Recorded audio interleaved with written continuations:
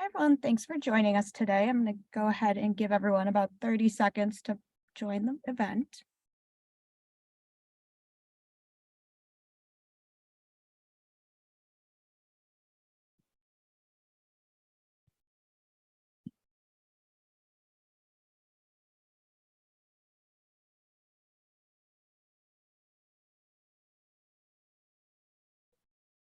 Okay, awesome. Hi, everyone, and welcome to the Marketplace Risk virtual event series.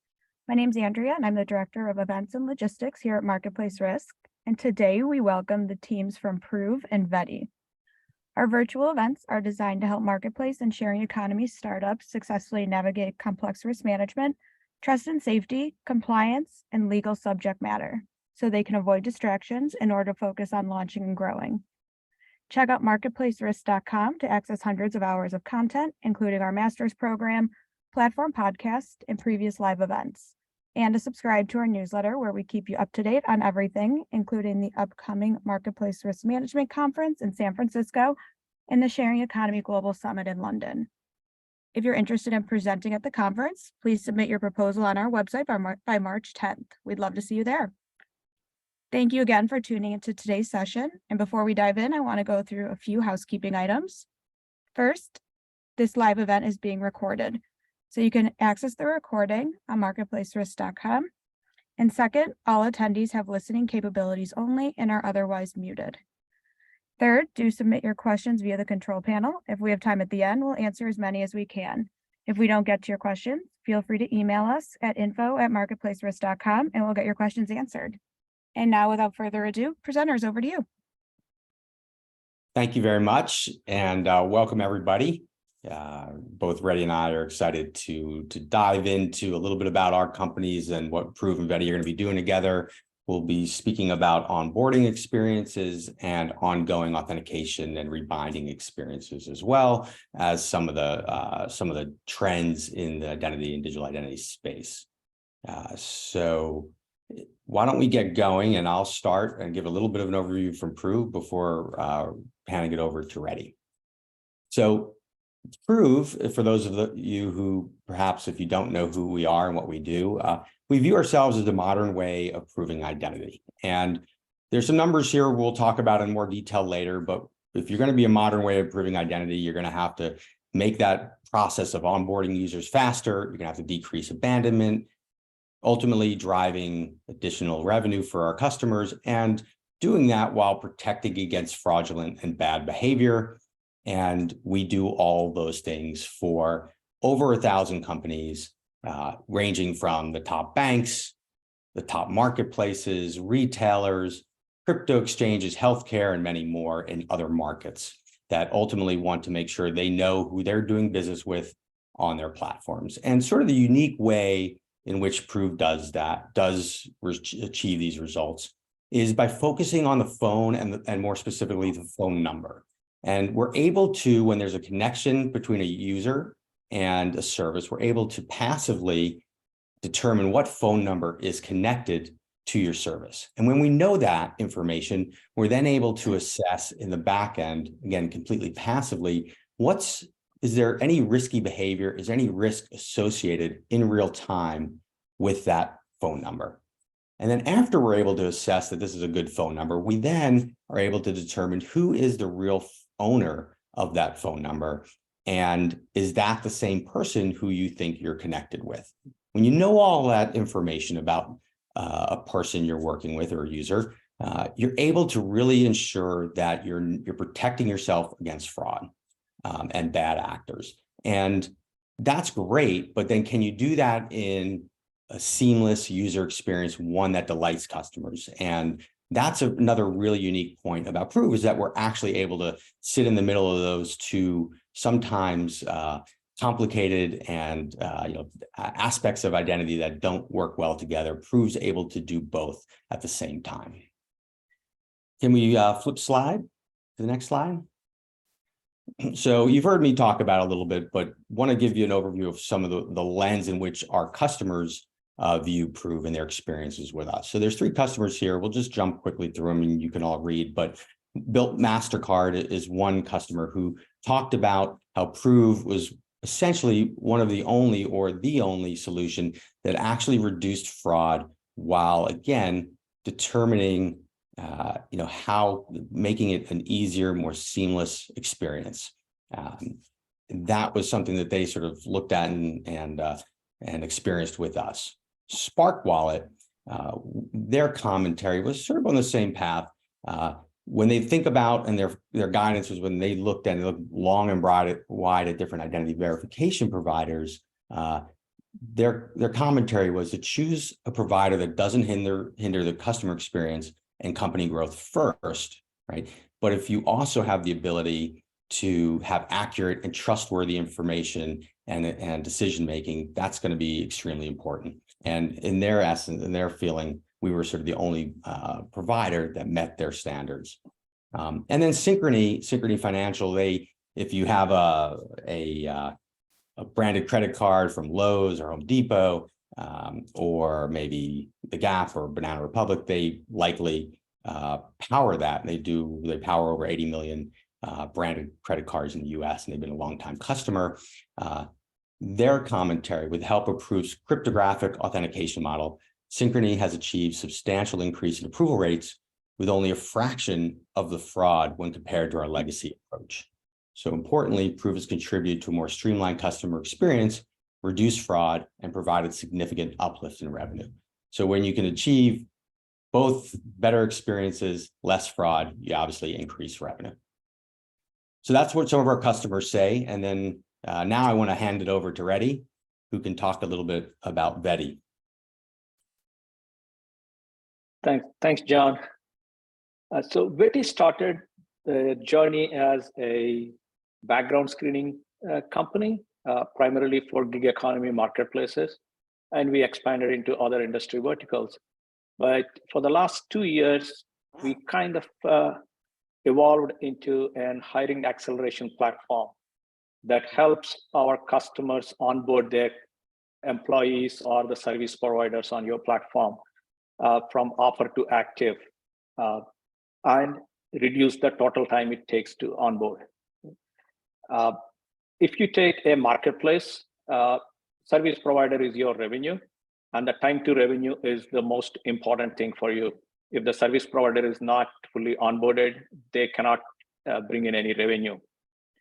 And our goal is to reduce the overall, the moment you make an offer or they complete the application on your platform, till they're onboarded and start generating the revenue, that shrink that time from what traditional background screening companies call turnaround time, which is only from they start the background check till the background check is completed.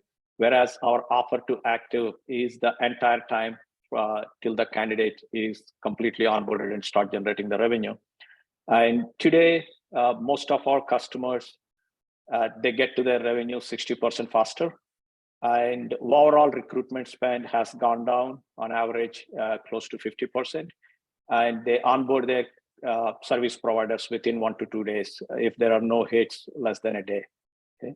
And we not only offer the background checks, that is pre-employment or the pre-service starting background check, but we also offer the continuous monitoring in 3 areas: the criminal monitoring, and the motor vehicles or the driver records monitoring, and if you have any healthcare professionals, the sanctions and the healthcare monitoring.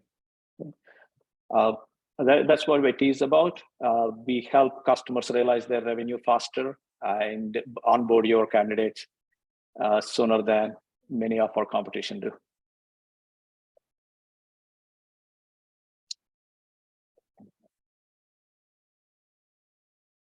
John, you're on mute. Thanks, Redi. Sorry, of course, the garbage truck came by my house just as we were talking here. So top onboarding and authentication pain points. So let's dig into a little bit of information and some thoughts around that and some of the digital trends. So first, a couple quotes or a couple highlights here that's sort of, I think, worthy of discussion. So he harvested identities of 100 rideshare apps to create fake drivers. So we see that as something that's a problem across a lot of the gig economy accounts, fake accounts, drivers, suppliers of services who create hundreds of accounts and then have the ability to do what they want. And if they get kicked off on one account, well, they've got hundreds more and they can just do the same things with additional accounts. Redi, I know you've had some experience with this. Do you want to chime in a little bit? Yeah, absolutely. Actually, that's an interesting story. That's about 5 to 6 months back. I was in a Uber going to the airport, and I was chatting with the driver, and I was asking her about, because we do a lot of the gig economy marketplaces. I always try to get some tidbits from the drivers about their onboarding experience and everything. And she told me that she doesn't drive that often, but she pulls in about 80K per year. And when I asked her, how do you do it? She said, oh, on my account, there are 6 drivers that drive, so we offer 7x24. And she's using her account to have 6 other drivers actually drive for her and pull in the revenue. So that's where these fake drivers come in, like the one that you're talking about.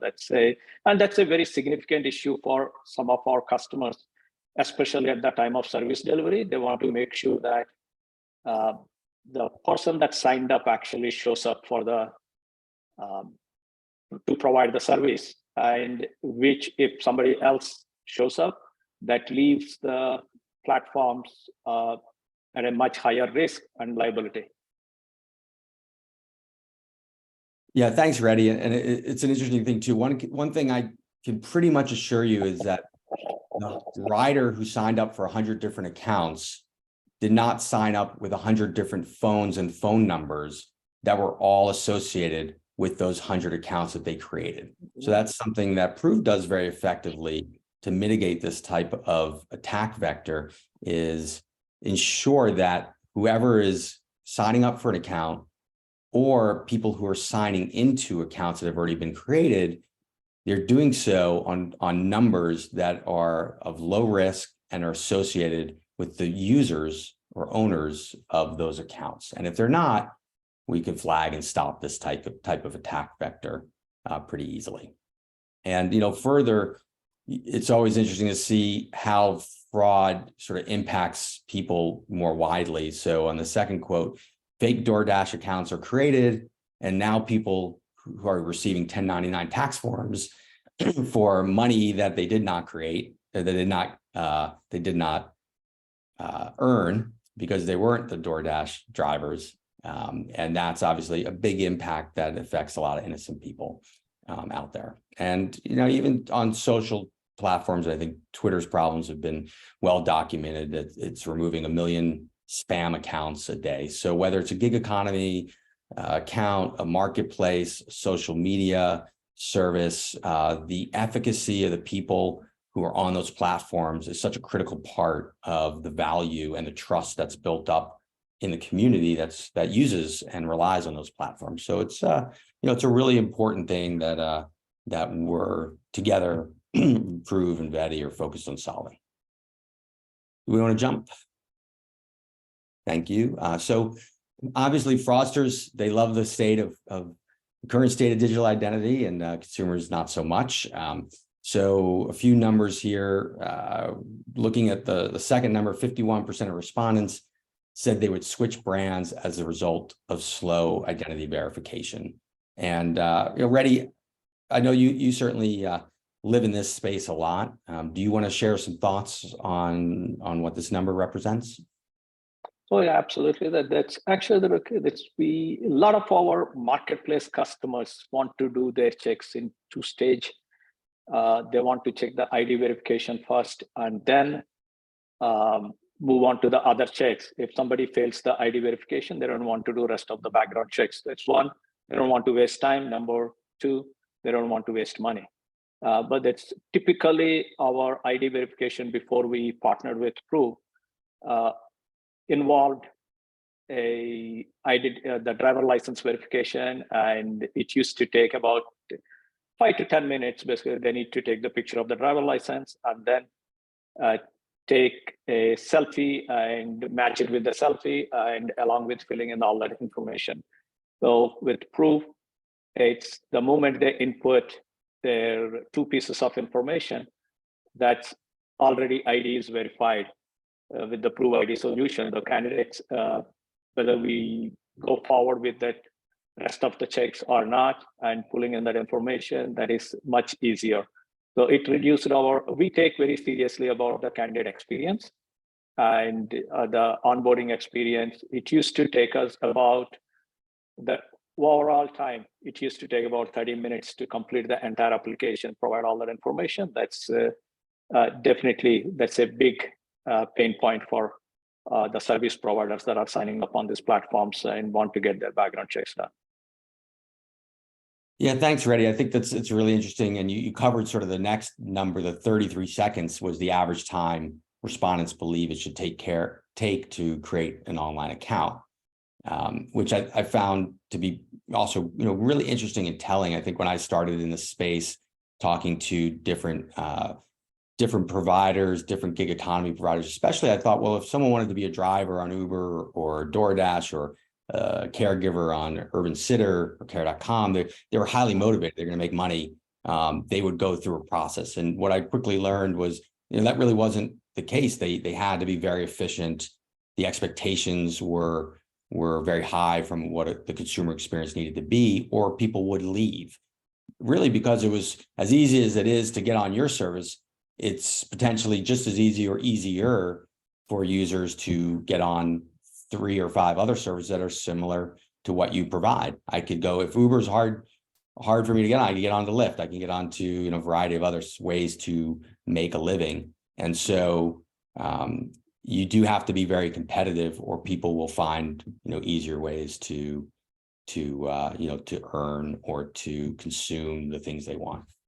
I don't know, Redi, I think you've covered that a bit, but is there anything else you want to add?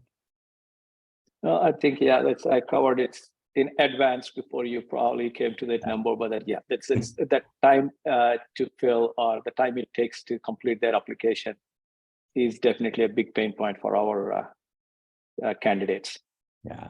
And let's talk the last point too, and we'll talk about this more at the end, but 64% of respondents said that authentication through their phone is more convenient option than passwords. And so going passwordless is a bit of a catchphrase. It's definitely a big topic in the market around authentication. And when users continue to use your service, how do you make it as seamless as possible?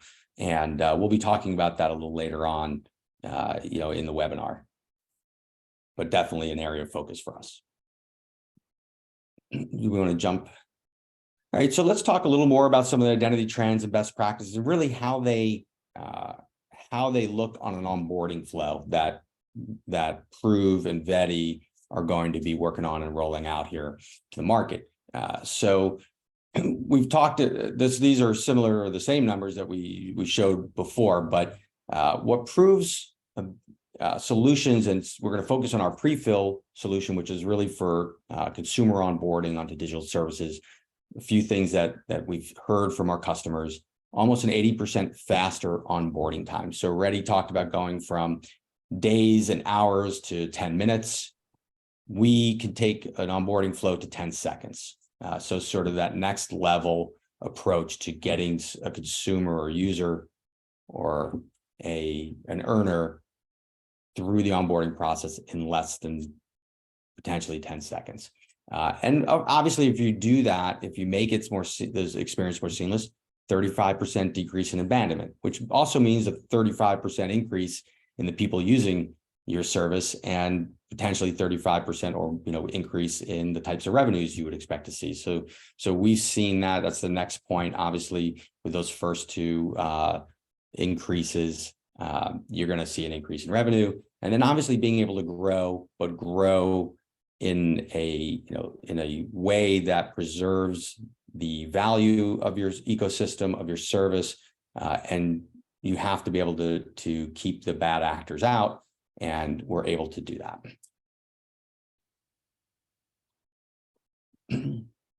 So this is a long list of screens, and it's intended to show the view of what a typical onboarding flow looks like today.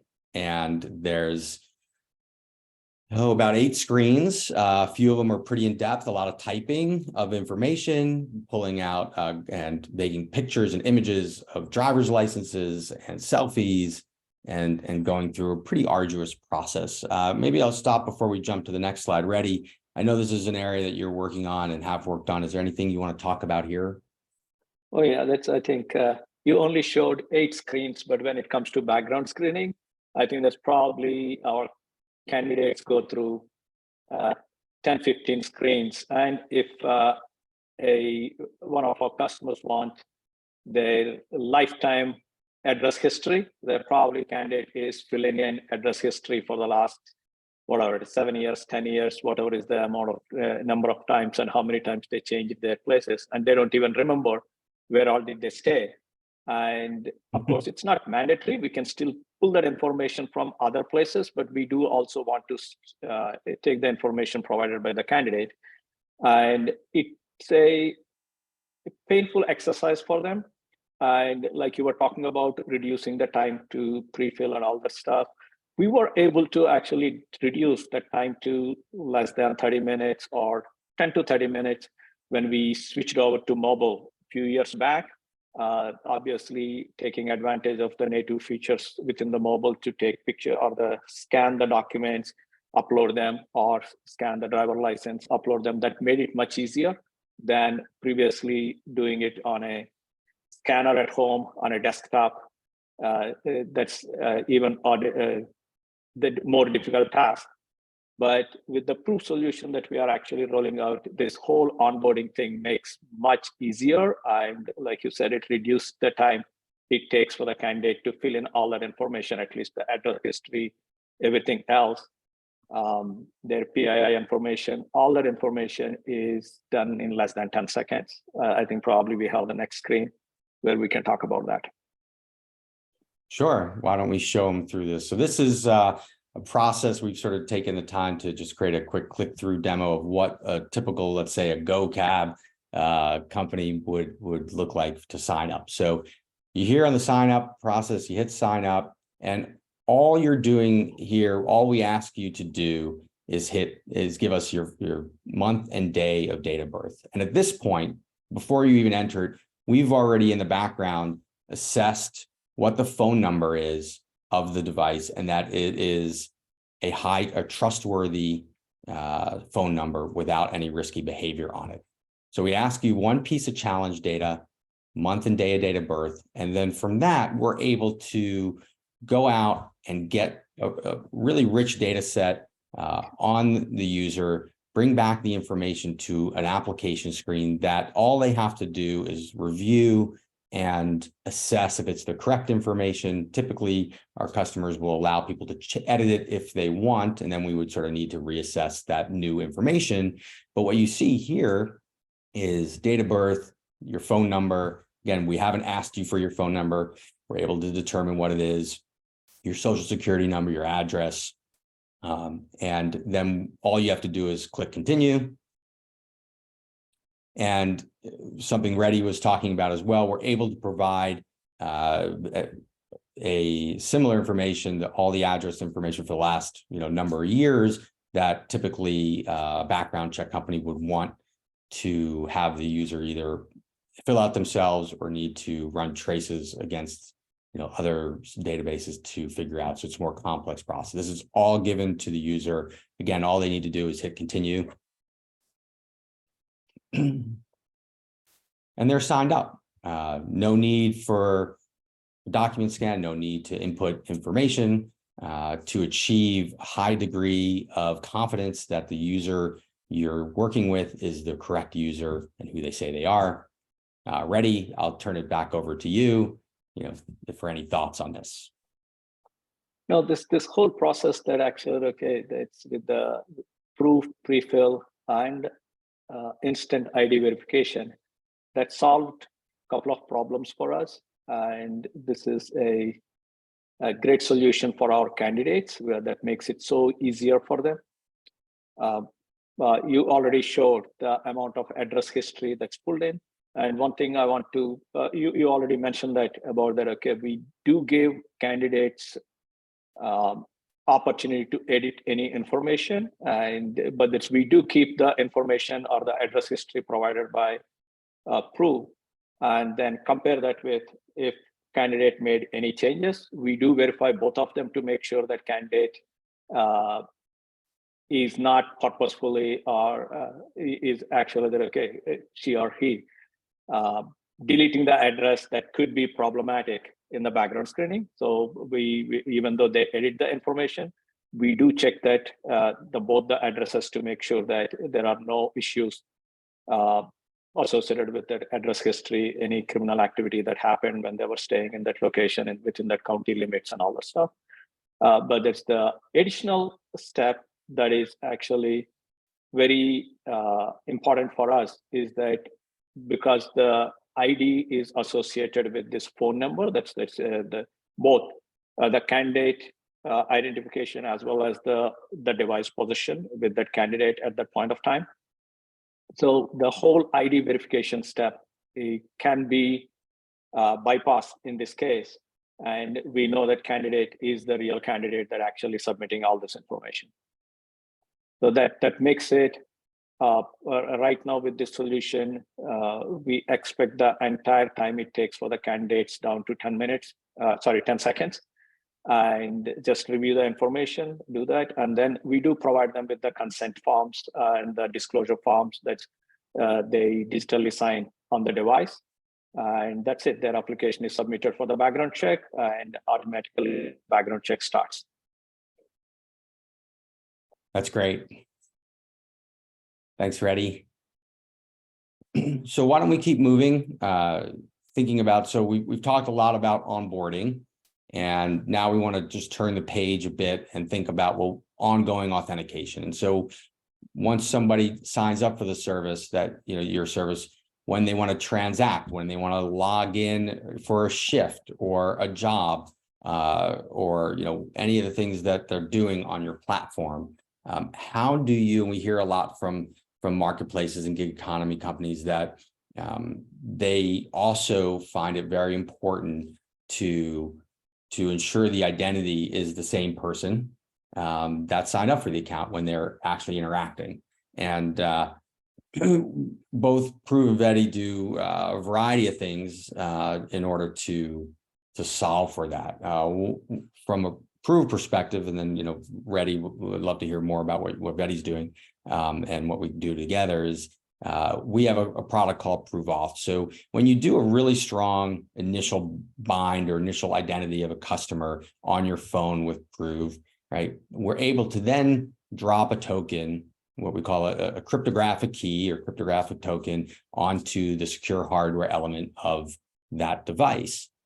What then is pretty easy for us to do is every time someone comes back, we're able to just check to see if that cryptographic key on the secure hardware element of the device is still there and it's unbroken, untampered with, and available to us. And that happens passively, in the background when someone is on a service using it, and we're able to do that in real time, very quickly and passively, and assert that it's the same person through a cryptographic connection, a cryptographic key and root of trust, which is really, really strong way of ensuring that person, is the same person that's signed up. I'll stop there for a second. Redi, I know that this is an area of focus for Vetty as well. Do you want to give some feedback or some thoughts on what you're doing? Yeah, the Prove Auth is one of the solutions that actually the reason I started talking to you guys at the last marketplace conference. Okay, yeah. And this is one problem that we couldn't solve it the best way possible. And when I saw the Prove Auth solution, that's kind of like a blessing in disguise for us, but because that it not only solved the pre-fill and make the candidate experience the best. The challenge one of our customers has is that the service provider showing up at the doorstep, and whether the service provider could be a babysitter or a driver that picking up your kids from the school, or a plumber or a dog walker. When they show up, how do we know that that's the same person that signed up with the fake identities? They have actually one of our customers. They encountered this problem every time that somebody signs up on the platform, but who shows up to walk the dog or do the service is completely different person. And that person hasn't been background checked. And by sending somebody to your customer's home to provide the service that was not vetted by you is exposing the customer to very high level of liability. And the trust and safety in charge, he was very worried, and he wanted to really find a solution, easier solution without intrusive. And ProveAuth helps us provide that service very easily, because that's when the candidate or the service provider shows up at the doorstep. Once they open the app, we know that that's the person that signed up because of the cryptographic key on the device. And that helped us rolling out. We are still rolling out the solution at this point of time. We haven't completed that yet, but that helps both service provider or the platforms to rest assured that there is no fraud involved when you send somebody over there. Yeah, I think you touched on a couple really important points, Redi. I mean, first is if somebody needs to use someone else's account to become a service provider on your platform, there's probably a good reason for that or a bad reason for that, right? Otherwise, they would sign up themselves. And so, that in of itself is a big, trust and safety issue and a big risk issue. Additionally, there are, I think a lot of people today use whether, it's passwords. Well, passwords are easily forgotten. They're easily transferred. Other things like SMS OTP, typically not the best user experience. We typically hear from customers that they see anywhere from 15 to 25, 30% drop off with SMS OTP experiences for a variety of reasons. And it's also a pretty well-known attack vector for social engineering and bad actors or fraudsters that typically know how to get out to make SIM swaps and then get and intercept SMS OTPs. You can actually go on the dark web and find people, who will help you, take over people's text accounts and line types and lines to do these sorts of things. So again, what we're able to do, what Prove's able to do in this scenario is really push those types of, less modern ways of proving identity to the side, create more passive, frictionless, and more secure ways to ultimately authenticate and rebind consumers as they use your systems. And I think just lastly, one other benefit of the ProveAuth solution is that, by using Prove Prefill or another method for onboarding and binding a consumer initially, and then using our solutions for re-authentication, having that same methodology creates a very tight bind and tight level of security for authentication. When you use one vendor, one type of a strategy for onboarding, and then a totally different type of strategy for your authentication, you have potential gaps that fraudsters will learn about, figure out, and ultimately, get through. So I'll stop there. Redi, do you have anything else to add? If not, maybe we'll look at some Q&A. Yeah, let's look at Q&A. I think that's probably those questions will lead us to the more answers. Yeah. Absolutely. Great. Well, yeah, before we get to Q&A, I know there's a checklist we like to provide. And so a couple things that we've sort of certainly talked about today. When you think about onboarding and authentication practices for your gig economy or marketplace, leverage the power of mobile phones. There's so much rich information and security associated with your phone and your phone connection.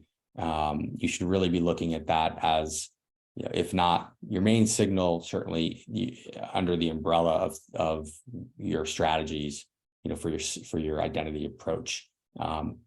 Also invest in getting that initial identity bind correct, right? Your authentication and ability to track and ensure your users are good users on your platform. It starts with the initial onboarding, identity flow and process. If you don't have a strong foundation, it's going to be just that much harder to keep your service safe from bad actors. And then frictionless ongoing authentication. We talked about ProveAuth. there's a lot of great ways to sort of more seamlessly keep people engaged, but also protected on your platform. So I think that covers, our portion of the webinar here, and would love to hear some questions. Awesome, thank you. We did have some come in. First question, how do you monitor criminal histories for candidates outside of the United States? So I guess that question is for me. So let me answer that. So we do, I think that's, if I understand the question correct, you are talking about continuous monitoring, post-employment continuous monitoring for candidates outside the United States. As of now, we do not offer a monitoring service outside the United States, but we do all the pre-employment background checks in entire world, any part of the world.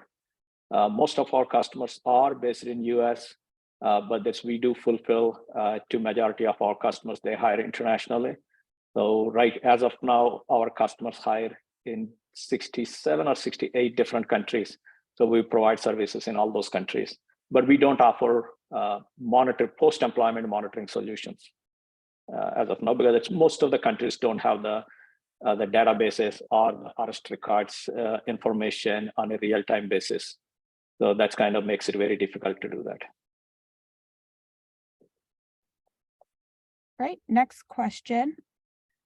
How do you handle alerts from suspected fraudulent applications? Do you have 24/7 fraud support? So John, that may be for you. Did we lose John? I think we did. Redi, I will go to a different question. Sure. Maybe assuming that you collect the data from the mobile device, what permissions do you need and what do you do when you don't have them?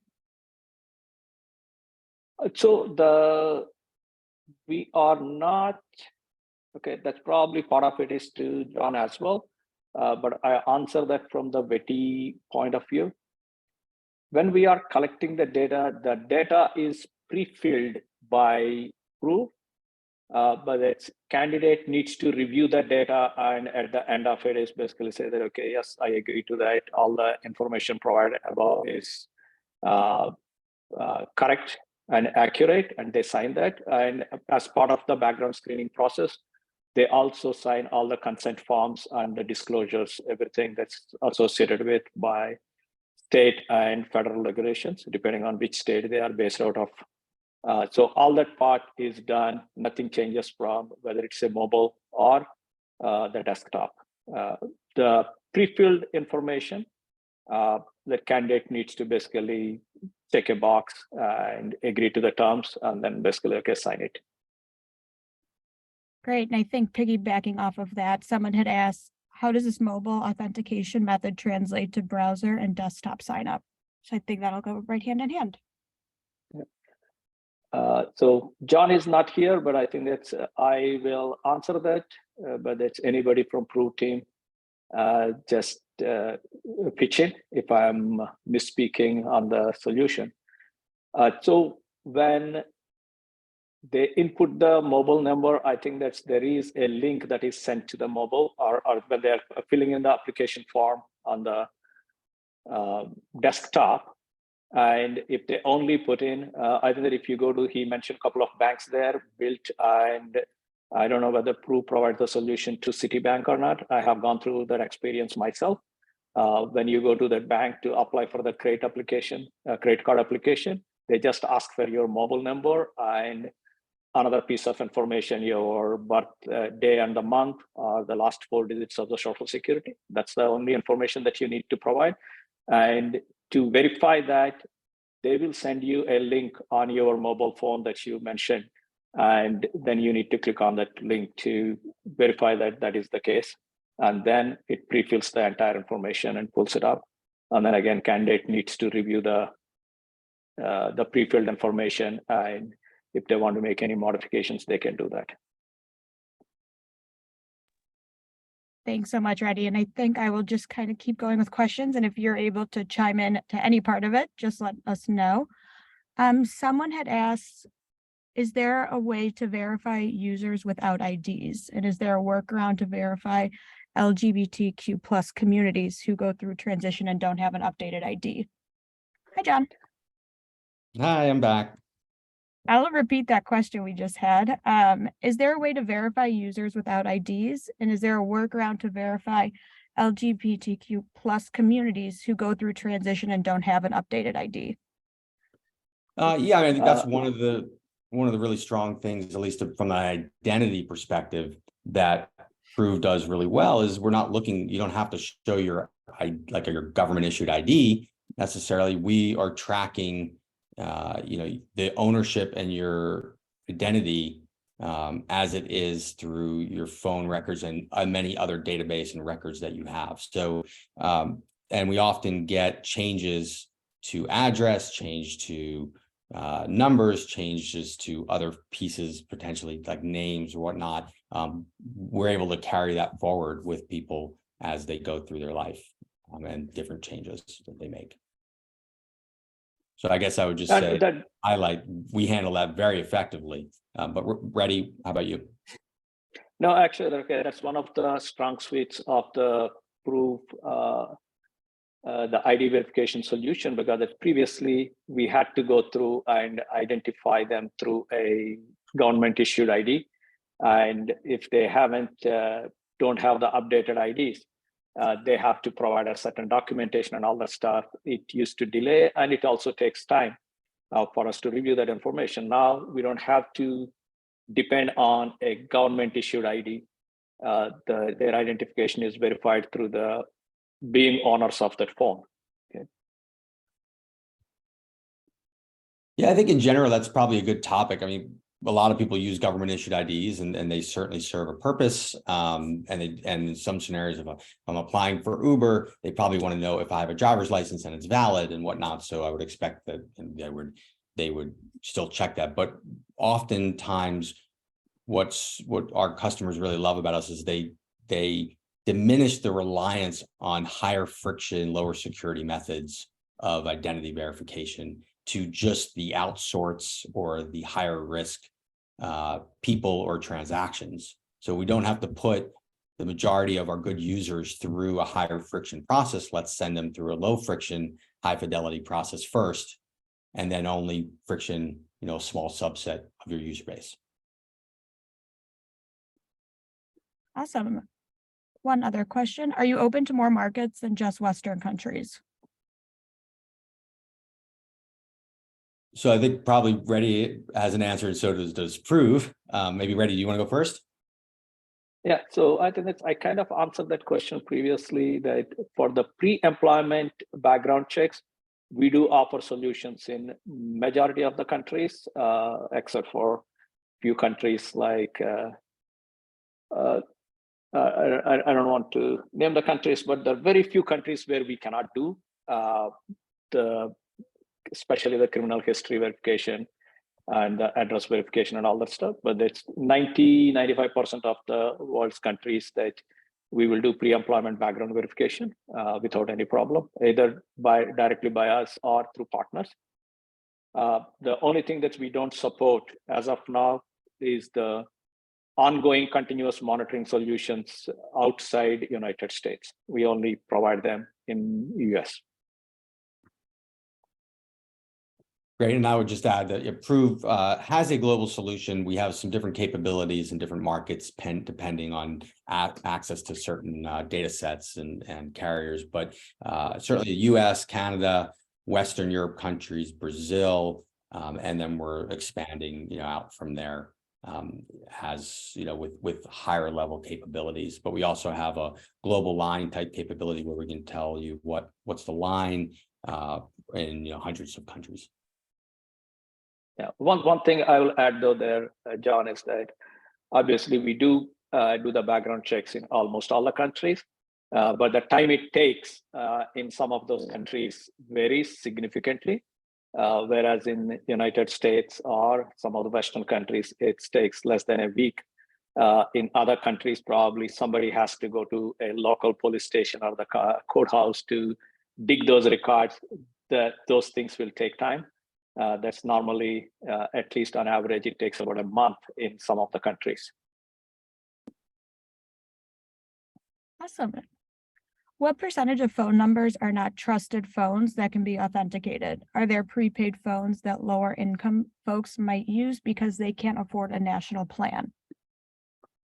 Yeah, I can take that. So one thing Prove does really well is there's a lot of great customers who are on prepaid wireless plans, and we have access to those networks and are able to approve a lot of those prepaid phone types and lines if they have the requisite history within it. Now, an prepaid line type that was just started 2 hours ago and is looking to take out money or do certain things, we would raise that potentially as a high risk transaction to put a more friction filled experience on. But there's a lot of, like I said, there's a lot of good users, and we're really proud that we're able to serve that part of the market. Yeah, just to add to that, John, that yes, in those scenarios, if the pre-fill information cannot be pulled because they don't have history, or the ID cannot be verified, or if there is a risk associated with it, then we go to the secondary methods like asking for other ID forms to make sure that the candidate is really the candidate that who he or she is saying. And also we verify the other pieces of the information. It's not that if we can't pull in that information because there is no history associated with that phone, it just got activated, but we don't just take it as the everything is okay. It's our job as the background screening provider to make sure that everything is thoroughly checked. Another question. Can you provide more information on how Prove solves identity verification better than other solutions? Yeah, I guess Redi, I'll take that one. So sure. So how do we provide a better solution than others? And we sort of cover this a bit, but we have what we call a pro approach. So the ability to determine and prove possession of a phone, the reputation of that phone. And then once you're able to prove those two things, that this is the phone number and this phone number is a good, trustworthy phone number, can you prove the owner of that phone? Who is that? And is it the same person that you think it is? And that is a pretty significant gap. There's providers out there that can sort of tell you a bit about a phone number. There's providers who can tell you a bit about some PII that somebody's inputted, but we're really the only one that can bridge that gap. And we really don't use, so the operators aren't very good at telling you who the people are. And then the people on the other side that, that sort of have big databases of PII, maybe the bureaus and FCRA databases of the world, they're not really good at telling you, well, what's the phone number that's associated with this. And we can merge those together through a lot of secret sauce and IP to make that connection a really strong one.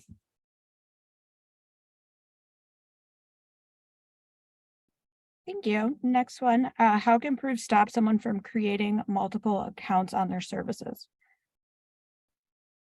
Yeah, so a few ways. Again, using that pro methodology, there's a few different checks that would come. So one is, do you possess the phone number that's associated with the person that you are creating an account for? And we can prove, what the phone number is that is being used, and that's pretty hard to sort of fake that, right? You have to have the phone number, you have to have the phone number that the person uses, and most of the time when fraudsters are bad actors or creating a bad account, they're certainly not using that phone number that's associated with the user.